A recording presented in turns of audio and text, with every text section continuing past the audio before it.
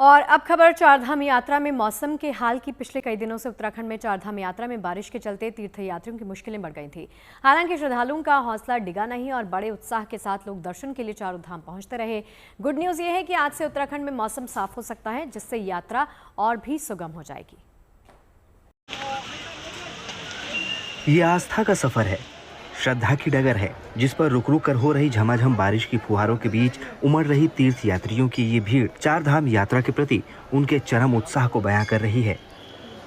उत्तरकाशी में स्थित गंगोत्री और यमुनोत्री धाम में पिछले कई दिनों से लगातार बारिश के बावजूद तीर्थ यात्रियों का आना जारी है।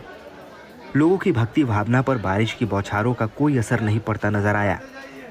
यमुनोत्री धाम में यात्रा के पैदल मार्ग पर लोगों की कतारें साफ बयां कर रही है कि मौसम के बदले मिजाज से यात्रा पर कोई फर्क नहीं पड़ने वाला। वहीं गंगोत्री धाम में यात्री बरसाती पहनकर मां गंगा के दर्शन के लिए लाइन में लगे दिखे। भारी बारिश के कारण भी लोगों में उत्साह बना हुआ है। गंगोत्री धाम में काफी संख्या में यात्री पहुंचे हुए हैं, जो कि मां गंगा के स्नान एवं दर्शन लाभ ले रहे हैं।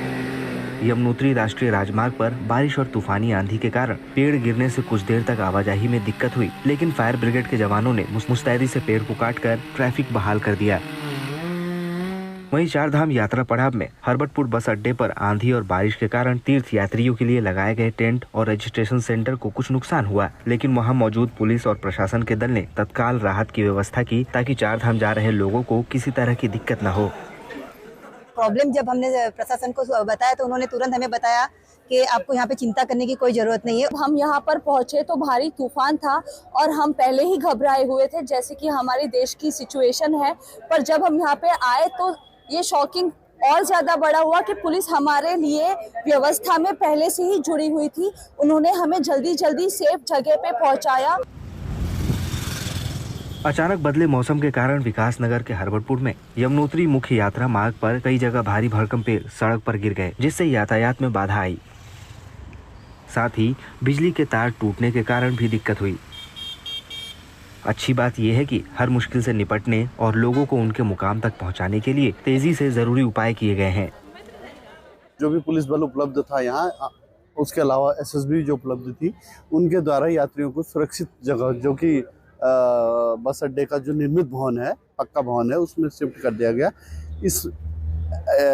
ऐसा करने से किसी भी यात्री को कोई प्रकार की हानि नहीं हुई, ना ही कोई चोटिल आदि हुआ। हमारे द्वारा तुरंत उन्हें शिफ्ट कर दिया गया। हालांकि लोगों को सलाह दी जा रही है कि मौसम खराब होने पर यात्रा जारी रखने का जोखिम नहीं ले और रास्ते में सुरक्षित जगहों पर रुककर हालत बेहतर होने का इंतजार करें।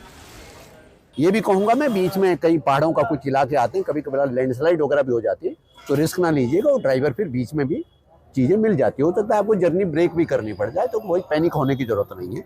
ठीक है, तो ये है। और फिर माँ यमुना के दर्शन के लिए निकले हैं और बहुत अच्छा यही लग रहा है कि जितने भी तीर्थयात्री जहाँ से भी आ रहे हैं, हमारी व्यवस्थाओं से बहुत प्रसन्न और बहुत संतुष्ट।